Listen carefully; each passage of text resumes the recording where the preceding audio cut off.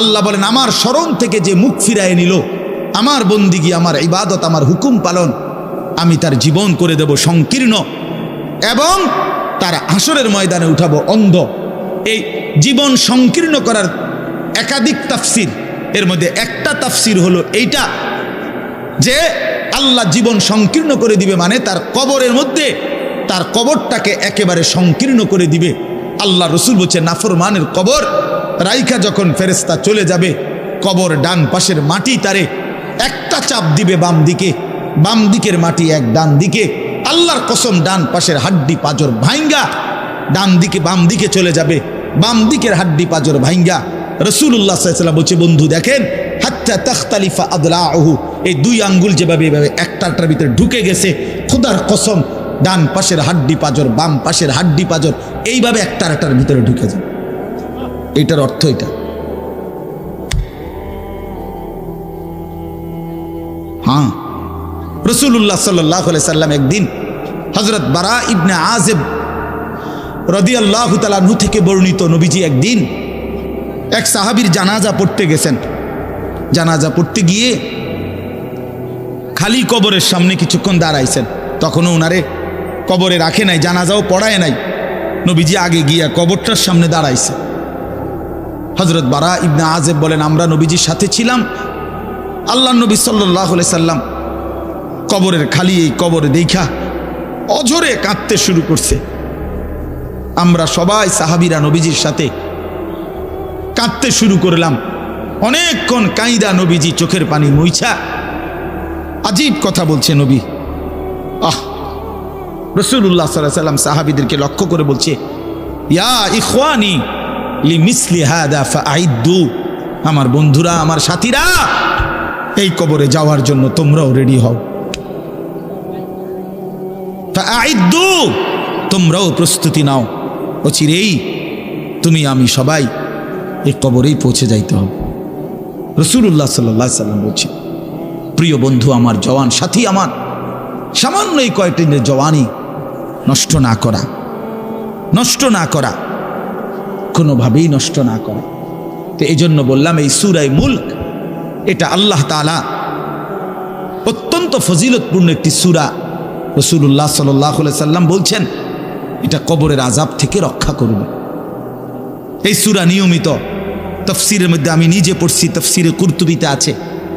আল্লাহ নবী সাল্লাল্লাহু আলাইহি সাল্লাম বলেন লাওয়াদিত্তু, নবীজি বলেন আমার দিলের আশা, আমার দিলের তামান্না, আমার উম্মতের প্রতিটা মুমিন তার কলিজার ভিতরে তার জবানে এই সূরা মুলক থাকুক,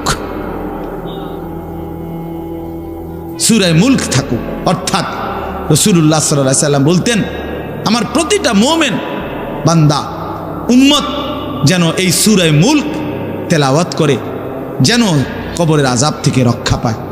নবীজি 5 ওয়াক্ত নামাজের পরে, আল্লাহর কসম ভাই এখানে অনেক ওলামায়ে কেরাম আছে, আপনি জিজ্ঞাসা করুন, নবীজি 5 ওয়াক্ত নামাজের পরে, সরদারে দু আলম নবীর তো কোনো গুনাহ নাই, তিনি নিষ্পাপ, তিনি তো জান্নাত উদ্বোধন করবেন। আনা আউয়ালু মান ইয়াকরাউ বাবাল জান্নাহ, নবী বলছে আমি সেই মুহাম্মদ যে প্রথম জান্নাতের দরজা আমি নাড়ব, জান্নাতের কড়া নাড়ব আমি মুহাম্মদ। ভিতর থেকে ফেরেশতা বলবে আপনি কে? আমি বলবো মুহাম্মদ। ফেরেশতা বলবে আনতাজিরু লাক, আমি তো আপনার অপেক্ষাই করছিলাম, আপনি আসবেন বলেই তো অপেক্ষায় ছিলাম, আপনি উদ্বোধন করে দিলেই তো বাকিরা ঢুকবে। তো সেই নবী যিনি জান্নাত উদ্বোধন করবেন, তিনি 5 ওয়াক্ত নামাজের পরে ভাইয়া প্রতিদিন তিনি যেই কথাটা দোয়া করতেন, এর মধ্যে একটা দোয়া এটা, আল্লাহুম্মা ইন্নী আউযু বিকা মিন আযাবিল কবর ওয়া মিন ফিতনাতিল কবর ওয়া মিন ফিতনাতিল মাসীহিদ দাজ্জাল ওয়া মিন ফিতনাতিল মাহইয়া ওয়াল মামাত। আল্লাহ আমি কবরের আযাব থেকে পানাহ চাই। নবীজি নিজে বলতেন। প্রিয় ভাই বাবা আমার, চলেন সবাই নিয়ত করি, নিজেকে গুনাহ থেকে বাঁচানো দরকার, নিজের আল্লাহর নাফরমানি থেকে বাঁচানো দরকার। আল্লাহ তাআলা বলেন ইন্নাল্লাযীনা ইয়াখশাউনা রাব্বাহুম বিল গায়ব, আমি আল্লাহকে না দেখে, আমার কথাগুলো আখিরাত সম্পর্কিত, এগুলোকে না দেখে যারা আমি আল্লাহকে ভয় করে, আখিরাতকে ভয় করে, জাহান্নামকে ভয় করে, কবরকে ভয় করে। আল্লাহ বলেন, তাফসীরের মধ্যে লিখছে, ভয় করে মানে হলো গুনাহ বর্জন করে। কোন ব্যক্তি আল্লাহকে ভয় করে, খোদার কসম এই কথার অর্থ হলো গুনাহ ছেড়ে দেয়।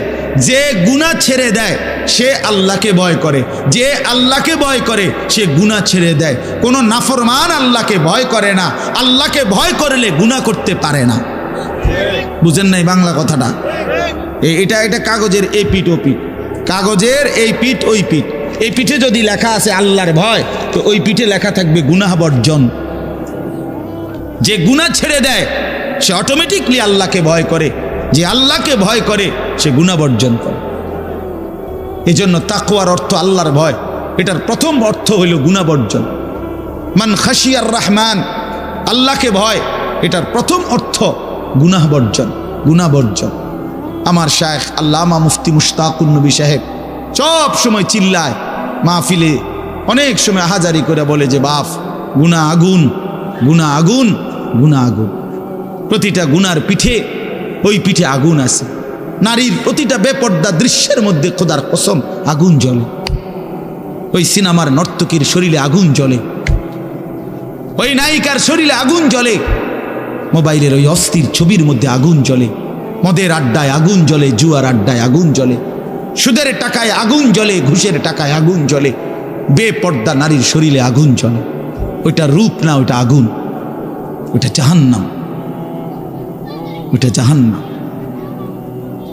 আল্লাহ তাআলা বলেন, ইন্নাল্লাযীনা ইয়াখশাউনা রাব্বাহুম বিল গায়ব।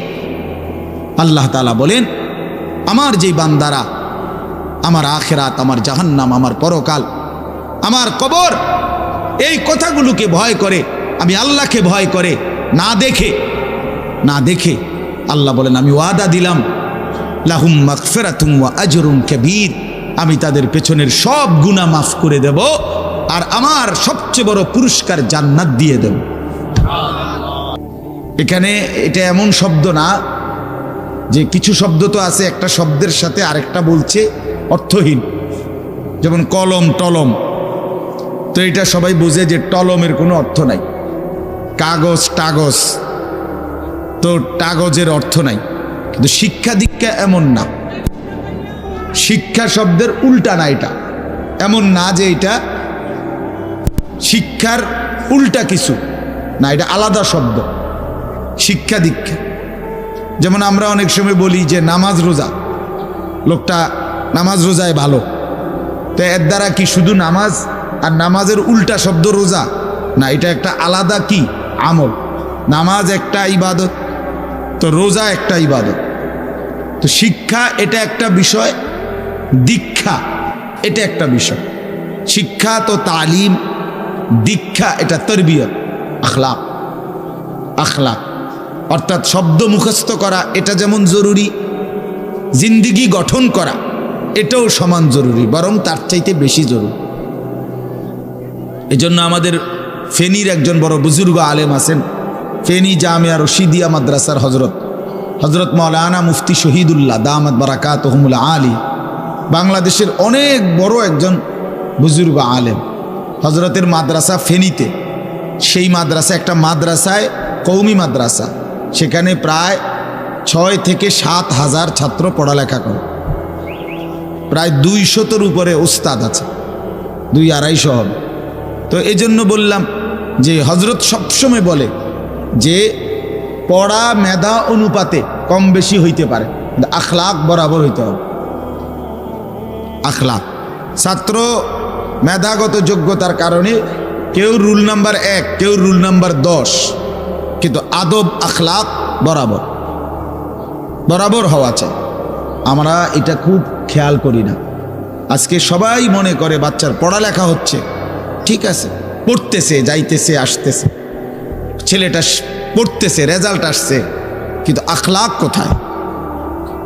যে ছেলেটা কখনোই প্রস্রাব করে টয়লেট পেপার ব্যবহার করে না, দাঁড়িয়ে বসে প্রস্রাব করার ক্ষেত্রে কোনো পার্থক্য করে না, তো তার আখলাক, তার জীবন গঠন হইল কই? শব্দ না মুখস্থ হইল? শব্দ না মুখস্থ হইল?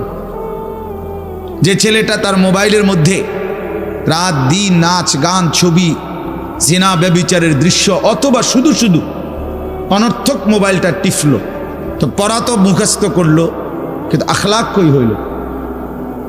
আখলাক কই হইল? 3 বছরের বাচ্চার হাতে মোবাইল দিয়ে দিছে, 2 বছরের বাচ্চার হাতে অভিভাবক মোবাইল দিয়ে দিছে। মানে খামখেয়ালির এক জিন্দিগি। এক সন্তান গঠন কিভাবে করতে হয় মুসলমান তাও জানেন, তাও জানে না। বাচ্চাকে টেলিভিশনের হাতে তুলে দিছে, টেলিভিশন দেখে দেখে শেখো। বাচ্চাতে সমবয়সীদের হাতে তুলে দিছে, যে সমবয়সী বন্ধুদের সাথে আড্ডা দিতে দিতে যা শেখো শেখো। এটা কখনোই কি না, নিয়ম না। রাসূলুল্লাহ সাল্লাল্লাহু আলাইহি ওয়াসাল্লাম বলছেন, কুল্লু মাউলুদিন ইউলাদু আলাল ফিতরা, প্রত্যেকটি মানব সন্তান আল্লাহকে মানার শতভাগ যোগ্যতা নিয়ে পৃথিবীতে ভূমিষ্ঠ হয়। কোরআন শরীফে আল্লাহ তাআলা বলছেন, ফিতরাতাল্লাহিল্লাতী ফাতারান নাসা আলাইহা, কোরআনের আয়াত। আল্লাহ তাআলা বলেন, দিন মানার পুরা যোগ্যতা দিয়েই আমি আল্লাহ মানুষকে সৃষ্টি করেছি।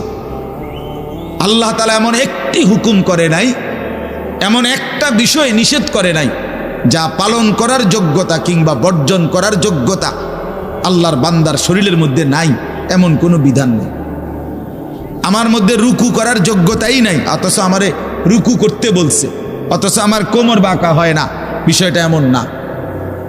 আমি সেজদাই দিতে পারি না, আমার হাঁটুও বাঁকা হয় না, কনুইও বাঁকা হয় না, কোমরও বাঁকা হয় না, অথচ আল্লাহ আমারে বললেন সেজদা দিতে। বিষয়টা কি এমন? কথা বুঝছেননি আমার কথাটা? আমারে বানাইলেন তাল গাছ, আমারে বলতেছেন সেজদা দিতে। এইটা বললে না জুলুম হইতো? এটা বললে না জুলুম হইতো? কিন্তু আল্লাহ তাআলা যতগুলো হুকুম করেছেন, যতগুলো নিষেধ করেছেন, প্রতিটা হুকুম পালন করা, প্রতিটা নিষেধ বর্জন করার 100 যোগ্যতা আল্লাহ তাআলা বান্দার শরীরের মধ্যে দিয়েছে। কোরআনুল কারীমের মধ্যে আছে, আল্লাহ তাআলা বলেন, বান্দা আমি তোমাকে বানিয়েছি নাবতালিহি, পরীক্ষা করার জন্য, আর পরীক্ষায় উত্তীর্ণ করার উপযোগী। ফাজআলনাহু সামিআম বাসীরা, আমি আল্লাহই তোমাকে শুনবার জন্য কান দিয়েছি, দেখবার জন্য চোখ দিয়েছি। তাফসীরের মধ্যে লিখছে, অর্থ হইল আমাকে মানবার পুরা যোগ্যতা সম্পন্ন শরীর দিয়েছি। ওযু, গোসল, নামাজ, রোজা, হালাল হারাম, পাক নাফাক সব কিছু বান্দা পালন করতে পারবে এমন যোগ্যতা দিয়ে তারে মানুষ বানাইছে। মানুষ হইবার পরে, মুসলমান হওয়ার পরে কেউ যদি বলে আল্লাহর এই হুকুম পালন করা আমার পক্ষে সম্ভব না, তাহলে এটা হইতে পারে তুমি ছাগল, মানুষ না। তুমি গরু ছাগল ছাড়া আর কিছু না, তুমি মূলত হাইওয়ান। ইনসান হইলে পারতা,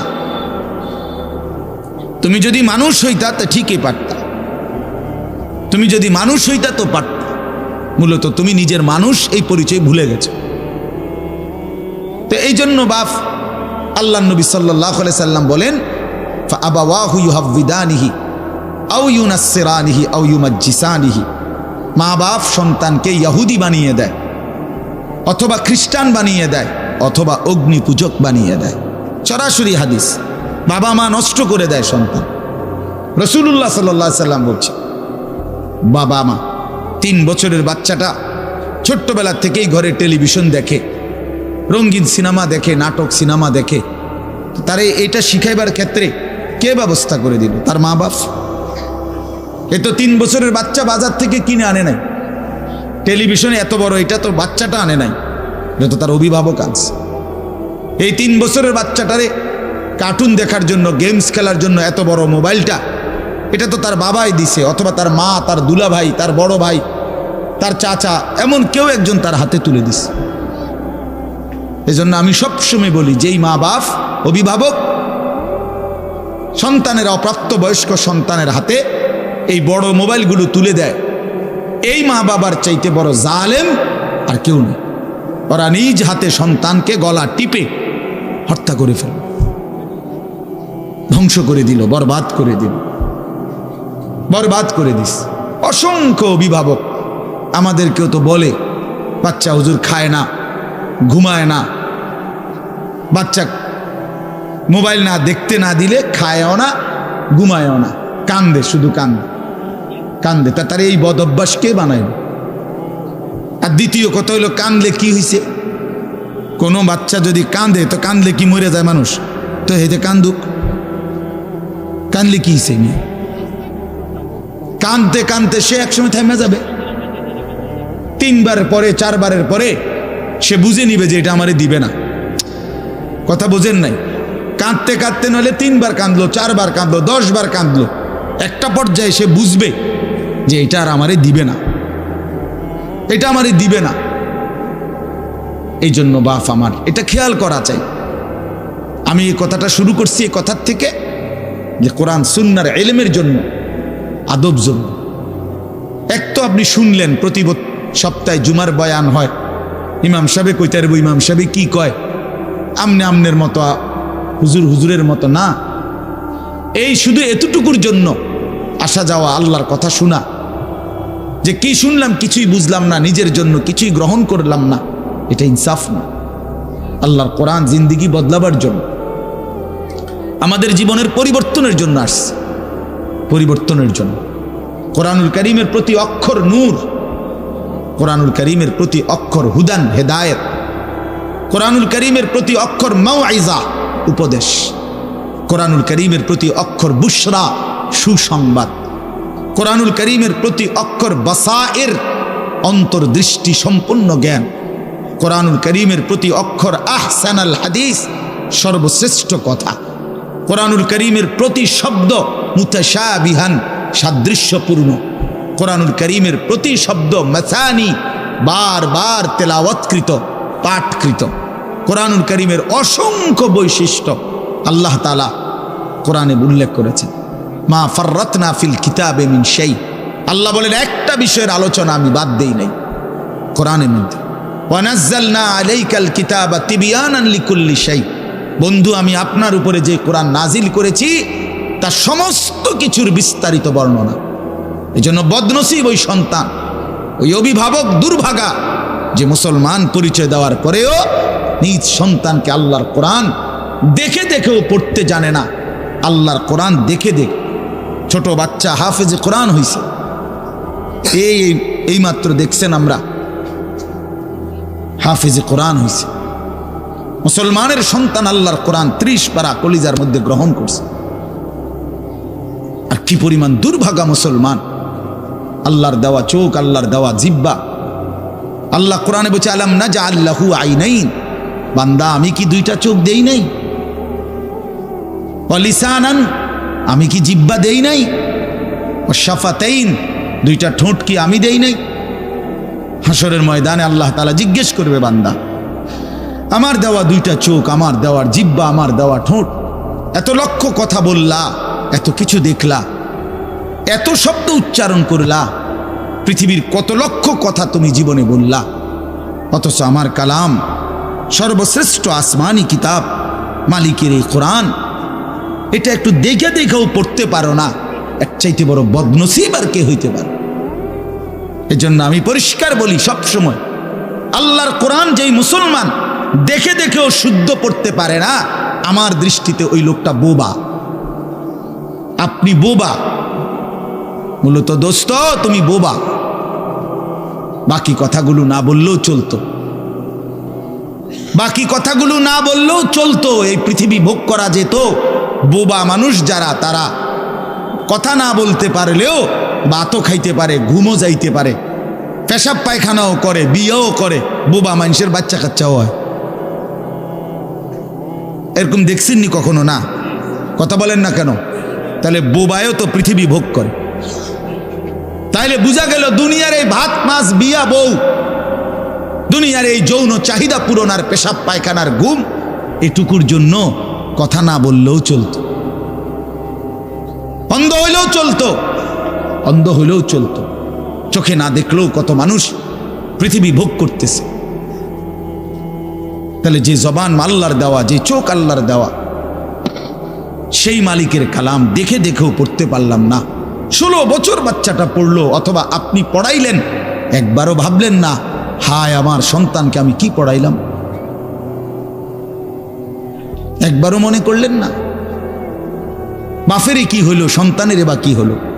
হায় মুসলমান, বাফও তো ছিল মুসলমান, ছেলেটাও তো মুসলমান, না বাফের একবার মনে পড়লো, না ছেলের একবার মনে পড়লো। না মায়ের একবার মনে পড়লো, না ছেলেটার একবার মনে পড়লো যে আমার মালিকের কোরআন পড়তে পারি না। পৃথিবীর কত পড়া, দরকারি বেদরকারি মিলাইয়া পৃথিবীর বাকি সমস্ত পড়ালেখার মধ্যে প্রয়োজনীয় অপ্রয়োজনীয় কথার মিশ্রণ। কিছু কথা দরকারি আছে, কিছু কথা বেদরকারি আছে। সমস্ত বাংলা বইয়ের মধ্যে দরকারি কথাও আছে, বেদরকারি কথাও আছে। ইংরেজি বইয়ের মধ্যে দরকারি কথাও আছে, বেদরকারি কথাও আছে। কথা বলেন? হ্যাঁ, রোদ হচ্ছে, বৃষ্টি হচ্ছে, খেকশিয়ালের বিয়ে হচ্ছে, এটা কোনো দরকারি কথা হলো? এটা কিছু শিখার কিছু? এটা হাট্টিমা টিম টিম তারা মাঠে পারে ডিম, এটা কি? এটা কোনো শিখার কিছু? হ্যাঁ, আগডুম বাগডুম ঘোড়াডুম সাজে। আগডুম কি বাগডুম কি? তার বাপের 14 গোষ্ঠী কইতে পারবো না আগডুম কি। যে লিখছে এটা অনর্থক কথা। 2 little black birds sitting on a wall, one called Peter, one called Paul। দুইটা কাউয়া একটা ওয়ালের মধ্যে বসছে, একটা কাউয়ার নাম হলো পিটার আর একটা কাউয়ার নাম হলো পল। এই হলো কবিতার অর্থ। এটা কি শিখছে ছেলেটা? এখানে কি শিখার? কাউয়া ওয়ালে বসলেই কি, টিনের সালে বসলে কি? কাউয়া তো কাউয়া, কাউয়া লইয়া আমার দরকার কি? কাউয়া কই বইছে, এটা আমার বাচ্চা শিখতেইব। আমি কি কাউয়ার বাচ্চা? বলেন তো কি অর্থ আছে এটাতে? আর এই পিটার পল এটা সম্পূর্ণ কাফেরের নাম। পিটার এই শব্দ, পল এটা খ্রিস্টানদের নাম, কোন মুসলমানের নাম না। এটা মুসলমানের সন্তান এটা শিখবে কেন? উচ্চারণ শিখার জন্য, কিছু শব্দ শিখার জন্য। তো শব্দ শিখার জন্য ইসলামী কোনো শব্দ নাই। আল্লাহ আমাদেরকে বুঝ দান করে। আমি বইয়ে এখানে বই ঠিক করতাম বসি না, যে বুঝেন না আমার কথাটা। অর্থ এই উদ্দেশ্য তাহলে আমি এখানে বই ঠিক করতে বসি নাই। অর্থ একটা উদাহরণস্বরূপ বললাম আর কি। আবার দরকারি কথাও আছে। আমাদের দেশে সেই ছেলে কবে হবে, কথায় না বড় হয়ে কাজে বড় হবে। ফাইন কথা। সকালে উঠিয়া আমি মনে মনে বলি, সারাদিন আমি যেন ভালো হয়ে চলি। চমৎকার কথা। ভোর হলো দৌড় খোলো কুকুমনি উঠোরে, এগুলো তো অন্যায়। এসব কবিতাও তো না, আমরা আমলে নাই ডিমি কইতেছি। এখনকার কি আছে আমি জানি না। এগুলা আমার সময়ে পড়ছি আমরা ছোটবেলায় প্রাইমারিতে। যাই হোক বাপ, অর্থ হইল আল্লাহর কোরআন থেকে সন্তানকে বঞ্চিত করেন না। বঞ্চিত আপনাদের কাছে অনুরোধ। এই যে কয়জন বসছেন, জোয়ান ভাই যারা বসছেন, ভাই আমার স্কুলে পড়েন, কলেজে পড়েন, কোনো অসুবিধা নাই, ঠিক আছে। নতুন করে আবার মাদ্রাসায় ভর্তি হইতে পারবেন না, আমরাও জানি। কিন্তু কোনো একটু সময় বের করে আল্লাহর কোরআন সময় সুযোগ বের করে শেখা সম্ভব। শুক্রবারটা তো অবসর থাকেন, বৃহস্পতিবার বিকাল থেকে তো অবসর থাকেন, শনিবারটা তো অবসর থাকেন। তো একটু আল্লাহর কালাম পড়েন, কোনো একজন আলেমের কাছে, কোনো একজন মসজিদের ইমামের কাছে, কোনো একজন মাদ্রাসার ওস্তাদের কাছে নিজে আলাদা একটু সময় বাইর করেন যে আমার মালিকের কোরআন আমি একটু শুনি, আল্লাহ তাআলার কালাম শুনি। আহা, কোরআনুল কারীমের নূর। এটা যে শুনলো না, সে শুনলোটা কি? সে শিখলো কি, পড়লো কি? মজাই তো পাইলেন। কথা বলার মজাই তো হয় নাই। আমি তো অনেক সময় বলি, আল্লাহর ঘরের কালো গিলাফ আর মদিনার সবুজ গম্বুজ যে দেখে নাই, যেই চোখ, হে দেখলো কি?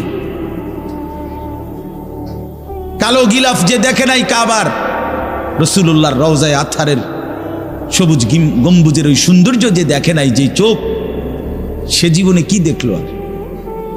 আমার একবার মক্কা শরীফ এক লোক উমরার সময়, বাংলাদেশি এক লোক দৌড়াইয়া আমার আয়সা জড়াইয়া ধরছে, ধরাইয়া কাঁদা দিছে, বলছে হুজুর আমি আপনার এক কথার কারণে হজে আসছি, উমরায় আসছি।